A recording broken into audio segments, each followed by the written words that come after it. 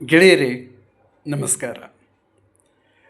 ಇಂದಿನ ವಿಶೇಷ ಕಾರ್ಯಕ್ರಮಕ್ಕೆ ನಿಮಗೆ ಸ್ವಾಗತ ಮತ್ತು ಸುಸ್ವಾಗತ. ಇಂದಿನ ಕಾರ್ಯಕ್ರಮದ ಶೀರ್ಷಿಕೆ ಕುಡಿಯುವ ನೀರಿಗೆ ಬೇಡ ಪ್ಲಾಸ್ಟಿಕ್ ಬಾಟಲ್ಗಳು. ಗೆಳೆಯರೇ, ನಾವೆಲ್ಲ ನೋಡಿರುವ ಹಾಗೆ ಯಾವುದೇ ಒಂದು ಸಮಾರಂಭಗಳಾಗಲಿ, ಹೋಟೆಲ್ಗಳಾಗಲಿ, ಎಲ್ಲಿಗೆ ಹೋದಂತಹ ಒಂದು ಸಂದರ್ಭದಲ್ಲಿ ಅವರು ನೀರು ಸರಬರಾಜು ಮಾಡಲು ಪ್ಲಾಸ್ಟಿಕ್ ಬಾಟಲ್ಗಳನ್ನು ಉಪಯೋಗಿಸ್ತಾರೆ. ಪ್ಲಾಸ್ಟಿಕ್ ಅನ್ನತಕ್ಕಂಥದ್ದು ಎಲ್ಲ ರಂಗದಲ್ಲಿ ಅತ್ಯಂತ ವ್ಯಾಪಕವಾಗಿ ಇದು ಹರಡಿಕೊಂಡಿದೆ ಮತ್ತು ಪರ್ಟಿಕ್ಯುಲರ್ಲಿ ಕುಡಿತಕ್ಕಂಥ ನೀರು ಬಾಟಲ್ಗಳಲ್ಲಿ ಇದು ಸರಬರಾಜು ಆಗುತ್ತಿದೆ. ಯಾವುದೇ ಒಂದು ಮದುವೆ ಅಥವಾ ಗೌರ್ಮೆಂಟಿನ ಅಥವಾ ರಾಜಕೀಯ ಈ ಸಮಾರಂಭಗಳು ಮುಂತಾದವುಗಳು ನಡೆದಂಥ ಒಂದು ಸಂದರ್ಭದಲ್ಲಿ ಅಲ್ಲಿ ನೀರು ಸರಬರಾಜು ಮಾಡಲು ಬಾಟಲ್ಗಳಲ್ಲಿ ಸರಬರಾಜು ಮಾಡುತ್ತದೆ. ಆದರೆ ಈ ಒಂದು ನೀರಿನಿಂದ, ಈ ಬಾಟಲ್ ನೀರಿನಿಂದ, ಪ್ಲಾಸ್ಟಿಕ್ ಬಾಟಲ್ನಲ್ಲಿ ಕುಡಿತಕ್ಕಂಥ ಈ ನೀರಿಂದ ಆಗತಕ್ಕಂಥ ಒಂದು ಸಮಸ್ಯೆ ಏನು ಅನ್ನೋದನ್ನು ಬಹಳಷ್ಟು ಜನರಿಗೆ ಅರಿವಿಲ್ಲ, ಅಥವಾ ಅರಿವಿದ್ದರೂ ಕೂಡ ಅನುಕೂಲಕ್ಕಾಗಿ ಈ ಒಂದು ಪ್ಲಾಸ್ಟಿಕ್ ಬಾಟಲ್ಗಳನ್ನು ಉಪಯೋಗಿಸ್ತಾರೆ.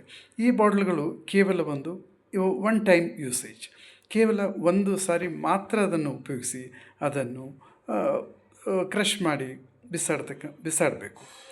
ಆದರೆ ಇದನ್ನು ಸೋ ಮೆನಿ ಟೈಮ್ಸ್ ಎಲ್ಲಿಯ ಒಂದು ಕಾರಿನಲ್ಲಿ ಹೋಗ್ತಕ್ಕಂಥ ಒಂದು ಸಂದರ್ಭದಲ್ಲಿ ಅಥವಾ ಎಲ್ಲಿಗೆ ಹೋಗುವಾಗ ನೀರು ತೆಗೆದುಕೊಂಡು ಹೋಗುವಾಗ ಬಾಟ್ಲ್ಗಳಲ್ಲಿ ನೀರು ತೆಗೆದುಕೊಂಡು ಹೋಗ್ತಾರೆ.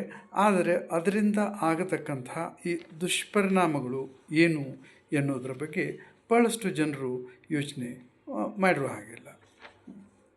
ಈಗ ಶಾಲೆಗಳು, ಮಕ್ಕಳು ಶಾಲೆಗೆ ಹೋಗುವಾಗ ಮನೆಯಿಂದ ಬಾಟಲ್ಗಳಲ್ಲಿ ಈ ನೀರನ್ನು ತೆಗೆದುಕೊಂಡು ಹೋಗುತ್ತಾರೆ ಮತ್ತು ಆ ಒಂದು ಶಾಖದಿಂದಾಗಿ ಬಿಸಿಲು, ಈ ಒಂದು ಶಾಖದಿಂದಾಗಿ ಪ್ಲಾಸ್ಟಿಕ್ ಬಾಟಲಿನ ಒಳಗಡೆ ಇರತಕ್ಕಂತಹ ಈ ಒಂದು ಪ್ಲಾಸ್ಟಿಕ್ ಕಣಗಳು ಈ ಬಿಸಿಲಿಗೆ ಕರಗಿ ಅವು ನೀರನ್ನು ಈ ಪ್ಲಾಸ್ಟಿಕ್ ಕಣಗಳು ನೀರನ್ನು ಪ್ರವೇಶ ಮಾಡುತ್ತವೆ. ಆ ಒಂದು ಕುಡಿದಂತಹ ನೀರು ಇದು ಮಕ್ಕಳ ಅಥವಾ ಕುಡಿದಂಥ ವ್ಯಕ್ತಿಗಳ ಒಂದು ದೇಹವನ್ನು ಪ್ರವೇಶ ಮಾಡ್ತವೆ. ಇವು ಅತಿ ಸೂಕ್ಷ್ಮ ಪ್ಲಾಸ್ಟಿಕ್ ಕಣಗಳು. ಇವು ಮನುಷ್ಯನಿಗೆ ಆರೋಗ್ಯದ ಮೇಲೆ ಅತ್ಯಂತ ಕೆಟ್ಟ ರೀತಿಯ ಪರಿಣಾಮಗಳನ್ನು ಬೀರ್ತವೆ. ಇದು ಒಂದು. ಇನ್ನು ಹೋಟೆಲ್ಗಳಲ್ಲಿ ಈ ಪ್ಲಾಸ್ಟಿಕ್ ಕಪ್ಪಿನಲ್ಲಿ ಅಥವಾ ಈ ಪ್ಲಾಸ್ಟಿಕ್ ಕೋಟೆಡ್ ಪೇಪರ್ ಕಪ್ ಎಂದು ಹೇಳುತ್ತಾರೆ, ಪರಿಸರ ಸ್ನೇಹಿ ಪೇಪರ್ ಕಪ್ಪುಗಳು ಎಂದು ಹೇಳ್ತಾರೆ. ಆದರೆ ಆ ಪೇಪರ್ ಸ್ನೇಹಿ ಕಪ್ಪುಗಳ ಒಳಭಾಗದಲ್ಲಿ ಒಂದು ಪ್ಲಾಸ್ಟಿಕ್ ಕೋಟಿಂಗ್ ಇರುತ್ತದೆ. ಆ ಒಂದು ಬಿಸಿಯಾದ ಟೀ ಅಥವಾ ಕಾಫಿ ಅದರಲ್ಲಿ ಹಾಕಿದಾಗ ಅಲ್ಲಿ ಇರತಕ್ಕಂಥ ಪ್ಲಾಸ್ಟಿಕ್ ಕಣಗಳು ಈ ಬಿಸಿಗೆ ಅದು ಚಿಕ್ಕ ಕಣಗಳು ಈ ಪಾನೀಯಗಳಾದಂಥ ಟೀ ಅಥವಾ ಕಾಫಿ ಇವುಗಳಲ್ಲಿ ಸೇರಿಕೊಂಡು ಅದನ್ನು ಟೀ ಅಥವಾ ಕಾಫಿ ಕುಡಿದಂಥ ವ್ಯಕ್ತಿಯ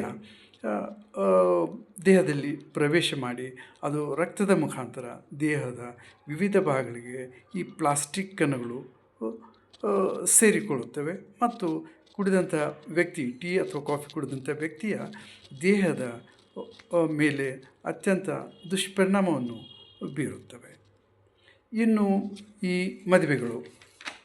ಮದುವೆಗಳಿಗೆ ಹೋದಂಥ ಸಂದರ್ಭದಲ್ಲಿ ಈಗೀಗ ಕೆಲವು ಪ್ರದೇಶಗಳಲ್ಲಿ ಎಲೆಗಳನ್ನು ಉಪಯೋಗಿಸ್ತಾರೆ. Okay, it is fine. ಅದರಿಂದ ಎಲೆಗಳಲ್ಲಿ ಬಾಳೆ ಎಲೆಗಳಲ್ಲಿ ಊಟ ಬಡಿಸೋದು ಯಾವುದೇ ರೀತಿಯ ಸಮಸ್ಯೆ ಇಲ್ಲ. ಆದರೆ ಕೆಲವು ಹಳ್ಳಿಗಳಲ್ಲಿ ಅಥವಾ ಕೆಲವು ಪ್ರದೇಶಗಳಲ್ಲಿ ನಾವು ನೋಡಿರೋ ಹಾಗೆ ಪ್ಲಾಸ್ಟಿಕ್ ಕೋಟೆಡ್ ಪ್ಲೇಟ್ಸ್ ಮತ್ತು ಪ್ಲಾಸ್ಟಿಕ್ ಬಟ್ಲುಗಳು, ಪ್ಲಾಸ್ಟಿಕ್ ಸ್ಪೂನು, ಬಟ್ಲು ಇವುಗಳನ್ನು ಪ್ಲಾಸ್ಟಿಕ್ನಿಂದ ಮಾಡಿರತಕ್ಕಂಥ ಈ ಒಂದು ತಟ್ಟೆ, ಕುಡಿತಕ್ಕಂಥ ನೀರಿನ ಲೋಟ, ಬಟ್ಟಲು, ಸ್ಪೂನು ಎಲ್ಲವೂ ಪ್ಲಾಸ್ಟಿಕ್ನಿಂದ ಮಾಡಿರ್ತದೆ. ಮತ್ತು ಈ ತಟ್ಟೆಗಳಲ್ಲಿ ಬಟ್ಲುಗಳಲ್ಲಿ ಯಾವುದೇ ರೀತಿಯ ಈ ಪದಾರ್ಥಗಳನ್ನು, ಬಿಸಿಯಾದ ಪದಾರ್ಥಗಳನ್ನ ಹಾಕಿದಾಗ ಮತ್ತು ಈ ಪ್ಲಾಸ್ಟಿಕ್ ಕಣಗಳು ಈ ಹೀಟಿನಿಂದಾಗಿ, ಈ ಬಿಸಿಯಿಂದಾಗಿ ಅದು ಆಹಾರದಲ್ಲಿ ಸೇರಿಕೊಂಡು ಪ್ಲಾಸ್ಟಿಕ್ ಕಣಗಳು ಮತ್ತು ಆಹಾರವನ್ನು ಸೇವಿಸಿದಂಥ ಒಬ್ಬ ವ್ಯಕ್ತಿಯ ದೇಹದ ಒಳಗೆ ಪ್ರವೇಶವನ್ನು ಉಂಟು ಮಾಡುತ್ತವೆ. ಈ ಒಂದು ಪ್ಲಾಸ್ಟಿಕ್ ಕಣಗಳು ಈ ಮಕ್ಕಳಾಗಲಿ ದೊಡ್ಡವರಲ್ಲಿ ಯಾರೇ ಆಗಲಿ ಅದನ್ನು ನೀರಾಗಲಿ ಅಥವಾ ಆಹಾರ ಪದಾರ್ಥಗಳನ್ನು ಸೇವಿಸಿದಂಥ ಸಂದರ್ಭದಲ್ಲಿ ಪ್ಲಾಸ್ಟಿಕ್ ಕಣಗಳು ಇವುಗಳನ್ನು ಆಹಾರ ಪದಾರ್ಥಗಳನ್ನು ಸೇವಿಸಿದಂಥ ವ್ಯಕ್ತಿಯ ದೇಹ ಪ್ರವೇಶ ಮಾಡುತ್ತವೆ.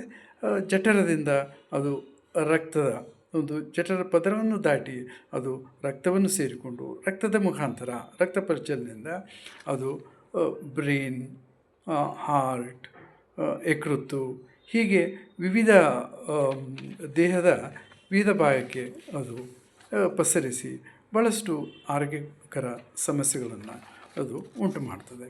ಇದು ಪರ್ಟಿಕ್ಯುಲರ್ಲಿ ಈ ಚಿಕ್ಕ ಮಕ್ಕಳಲ್ಲಿ ಇದರ ಒಂದು ಸಮಸ್ಯೆ ಹೀಗೆ ಈ ಒಂದು ಬಿಸಿಯಾದಂತಹ ಈ ನೀರನ್ನು ಕುಡಿತಕ್ಕಂಥದ್ದು, ಬಾಟಲ್ನಲ್ಲಿದ್ದಂಥ ಈ ಒಂದು ನೀರನ್ನು ಸೇವಿಸಿದಾಗ ಅಥವಾ ಈ ಪ್ಲಾಸ್ಟಿಕ್ ಕಪ್ಪು ಮುಂತಾದವುಗಳಲ್ಲಿ ಏನೂ ಆಹಾರ ಪದಾರ್ಥಗಳನ್ನು ಸೇವಿಸಿದಾಗ ಈ ಕಣಗಳು ಮಕ್ಕಳ ಒಂದು ದೇಹವನ್ನು ಪ್ರವೇಶ ಮಾಡುತ್ತವೆ. ಮುಂದೆ ಅದರ ಸಮಸ್ಯೆ ಅಂತಂದರೆ ಇದರಿಂದಾಗಿ ಮಕ್ಕಳಲ್ಲಿ ಹಾರ್ಮೋನ್ ಇಂಬ್ಯಾಲೆನ್ಸ್, ಅದು ಅಸಮತೋಲನವನ್ನು ಉಂಟಾಗ್ತದೆ. ಇದರಿಂದ ಮಕ್ಕಳು ಬೇಗನೆ ಈ ಪ್ರೌಢಾವಸ್ಥೆಗೆ ಬರ್ತಕ್ಕಂಥದ್ದು ಮತ್ತು ಬೆಳವಣಿಗೆಯಲ್ಲಿ ಭಾಳಷ್ಟು ಕುಂಠಿತ ಆಗುವ ಸಾಧ್ಯತೆಗಳು ಇದೆ. ಆದ್ದರಿಂದ ಮಕ್ಕಳು ಬಾಟಲ್ಗಳಲ್ಲಿ ಇರತಕ್ಕಂಥ ಈ ನೀರನ್ನು ಅವರು ಸೇವಿಸಕೂಡದು ಮತ್ತು ಸಮಯ ಸಮಾರಂಭಗಳಲ್ಲಿ ಪ್ಲಾಸ್ಟಿಕ್ಕನ್ನು ಸಂಪೂರ್ಣವಾಗಿ ತ್ಯಜಿಸಬೇಕು. ಅದಕ್ಕೆ ಸಬ್ಸ್ಟಿಟ್ಯೂಟ್ ಇರತಕ್ಕಂತಹ ಈ ಸ್ಟೀಲ್ ತಟ್ಟೆಗಳು, ಸ್ಟೀಲ್ ಬಟ್ಟಲುಗಳು, ಸ್ಟೀಲ್ ಗ್ಲಾಸುಗಳು ಮತ್ತು ಸ್ಟೀಲ್ ಸ್ಪೂನ್ ಇವುಗಳನ್ನು ಉಪಯೋಗಿಸಬೇಕೇ ವಿನಃ ಪ್ಲಾಸ್ಟಿಕ್ನಿಂದ ಮಾಡಿರ್ತಕ್ಕಂಥ ಪರಿಕರಗಳನ್ನು ಖಂಡಿತವಾಗಿಯೂ ಇವುಗಳನ್ನು ಉಪಯೋಗಿಸಕೂಡದು. ಮತ್ತು ಈ ಸಭೆ ಸಮಾರಂಭಗಳಲ್ಲಿ ಉಪಯೋಗ ಮಾಡಿರ್ತಕ್ಕಂತಹ ಈ ಪ್ಲಾಸ್ಟಿಕ್ಕಿಂದ ಮಾಡಿದಂಥ ಈ ಪರಿಕರಗಳನ್ನು ಆಮೇಲೆ ದೇ ವಿಲ್ ಥ್ರೋ ಇಟ್, ಎಸಿತಾರೆ. ಈ ಒಂದು ಪ್ಲಾಸ್ಟಿಕ್ ತ್ಯಾಜ್ಯ, ವಿಷಕಾರಿಯಾದಂಥ ಈ ಒಂದು ಪ್ಲಾಸ್ಟಿಕ್ ತ್ಯಾಜ್ಯ, ಈ ಒಂದು ಪ್ಲಾಸ್ಟಿಕ್ ವಿಷಕಾರಿ ಪ್ಲಾಸ್ಟಿಕ್ ತ್ಯಾಜ್ಯ ಭೂಮಿಯ ಒಡಲನ್ನು ಸೇರುತ್ತದೆ. ಭೂತಾಯಿಯ ಒಡಲನ್ನು ಸೇರಿ ಅದು ಪರಿಸರಕ್ಕೆ ಅತ್ಯಂತ ಕೆಟ್ಟ ರೀತಿಯ ಹಾನಿಯನ್ನು ಉಂಟು ಮಾಡುತ್ತದೆ ಮತ್ತು ನಮ್ಮ ಮುಂದಿನ ಪೀಳಿಗೆಗೆ ಅದು ನಮ್ಮ ಭೂಮಿಯನ್ನು ಒಳ್ಳೆಯ ರೀತಿಯಿಂದ ನಾವು ಕೊಡಬೇಕಾದರೆ ಮುಂದಿನ ಪೀಳಿಗೆಗೆ ಈ ರೀತಿಯ ಪ್ಲಾಸ್ಟಿಕ್ಕನ್ನು ನಾವು ಸಂಪೂರ್ಣವಾಗಿ ತ್ಯಜಿಸಬೇಕು. ಮತ್ತು ಪರಿಸರ ರಕ್ಷಣೆ, that is very very important. Environmental protection, ಪರಿಸರ ರಕ್ಷಣೆ ಎನ್ನತಕ್ಕಂಥದ್ದು ಒಂದು ಮಹಾಯಜ್ಞ. ಅದರಲ್ಲಿ ಎಲ್ಲರ ಸಹಭಾಗಿತ್ವ ಅತ್ಯಂತ ಮುಖ್ಯ. ಸಂಘ ಸಂಸ್ಥೆಗಳು ತಮ್ಮ ಸಾಮಾಜಿಕ ಹೊಣೆಗಾರಿಕೆ ನಿಭಾಯಿಸಲು ಕಾರ್ಯಕ್ರಮಗಳೇ ಸ್ಟೀಲ್ ತಟ್ಟೆ, ಲೋಟಗಳನ್ನು ಉಚಿತವಾಗಿ ಒದಗಿಸ್ತಕ್ಕಂಥ ಪ್ಲೇಟ್ ಬ್ಯಾಂಕ್ನಂತಹ ಉಪಕ್ರಮಗಳನ್ನು ಆರಂಭಿಸಬೇಕು.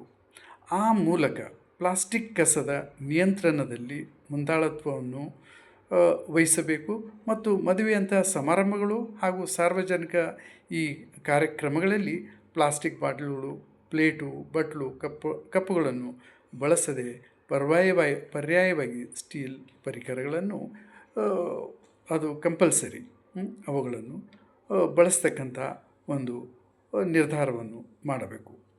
ಆಮೇಲೆ ಸಂಘಟಕರು, ಕೆಲವು ಸಂಘಟನೆಗಳಲ್ಲಿ ಈ ಸಂಘಟಕರು ತೆಗೆದುಕೊಂಡ ಈ ರೀತಿಯ ಒಂದು ನಿರ್ಧಾರಗಳನ್ನು ಪ್ಲಾಸ್ಟಿಕ್ಕನ್ನು ತ್ಯಜಿಸ್ತಕ್ಕಂಥ ಅಥವಾ ಪ್ಲಾಸ್ಟಿಕ್ಕನ್ನು ಅವಾಯ್ಡ್ ಮಾಡ್ತಕ್ಕಂಥ ನಿರ್ಧಾರವನ್ನು ತೆಗೆದುಕೊಂಡರೆ ಪ್ರತಿನಿತ್ಯ ವಿಷಕಾರಿ ತ್ಯಾಜ್ಯ ಭೂಮಿಯ ಒಡಲನ್ನು ಸೇರುವುದನ್ನು ಖಂಡಿತವಾಗಿ ನಾವು ತಪ್ಪಿಸಬಹುದು ಮತ್ತು ಇದಕ್ಕಿಂತ ಮಿಗಿಲಾದ ಒಳ್ಳೆಯ ಕಾರ್ಯ ಮತ್ತೊಂದಿಲ್ಲ. ಆದ್ದರಿಂದ ಸರ್ಕಾರ ಕೂಡ ಈ ಪ್ಲಾಸ್ಟಿಕ್ಗಳನ್ನು ಪ್ಲಾಸ್ಟಿಕ್ ವೇಸ್ಟ್ ಮತ್ತು ಪ್ಲಾಸ್ಟಿಕ್ಗಳನ್ನು ನಿರ್ಬಂಧಿಸಲು ಕ್ರಮಗಳನ್ನು ಕೈಗೊಳ್ಳಬೇಕು. ನಾವು ಕೇವಲ ಸರ್ಕಾರದತ್ತ ಬೊಟ್ಟು ಮಾಡಿ ತೋರಿಸದೆ ಸ್ವಯಂ ಎಲ್ಲ ನಾಗರಿಕರು ನಾವು we should be away from plastic and we should not use plastic. ಮತ್ತು ಆಗಲೇ ಹೇಳಿರುವ ಹಾಗೆ ಮಕ್ಕಳು ಸಾಧ್ಯವಾದರೆ ತಾವೇ ಸ್ಟೀಲ್ ಬಾಟ್ಲಿನಲ್ಲಿ ಮಾತ್ರ ಶಾಲೆಗಳಿಗೆ ಹೋಗುವಾಗ ನೀರನ್ನು ತೆಗೆದುಕೊಂಡು ಹೋಗಬೇಕು.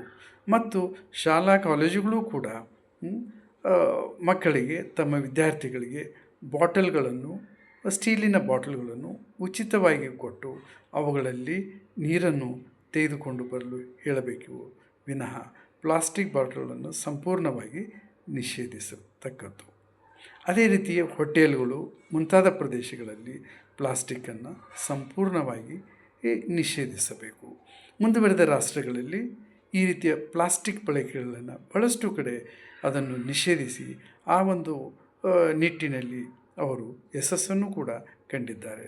ನಾವು ಕೂಡ ಪ್ರಜೆಗಳು ಪ್ರತಿಯೊಬ್ಬರು ಮಾರ್ಕೆಟ್ ಮುಂತಾದವುಗಳಿಗೆ ಹೋಗುವಾಗ ನಾವು ಪ್ಲಾಸ್ಟಿಕ್ ಚೀಲಗಳನ್ನು ತೆಗೆದುಕೊಂಡು ಹೋಗೋ ಬದಲು ನಾವು ಬಟ್ಟೆಯಿಂದ ಮಾಡಿರ್ತಕ್ಕಂಥ ಚೀಲಗಳು ಆರ್ ಪೇಪರ್ ಬ್ಯಾಗ್ಸ್ಗಳನ್ನು ಮಾತ್ರ ತೆಗೆದುಕೊಂಡು ಹೋಗಿ ಪ್ಲಾಸ್ಟಿಕ್ಕನ್ನು ಸಂಪೂರ್ಣವಾಗಿ ನಿಷೇಧಿಸಬೇಕು.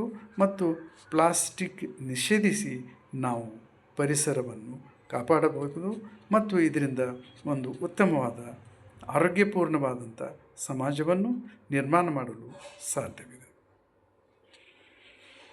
ಗೆಳೆಯರೇ, ಇದಾಗಿತ್ತು ಇಂದಿನ ವಿಶೇಷ ಕಾರ್ಯಕ್ರಮ. ಮತ್ತೆ ಹೊಸ ಶೀರ್ಷಿಕೆಯೊಂದಿಗೆ ಭೇಟಿಯಾಗೋಣ. ಅಲ್ಲಿಯವರೆಗೆ ನಮಸ್ಕಾರ.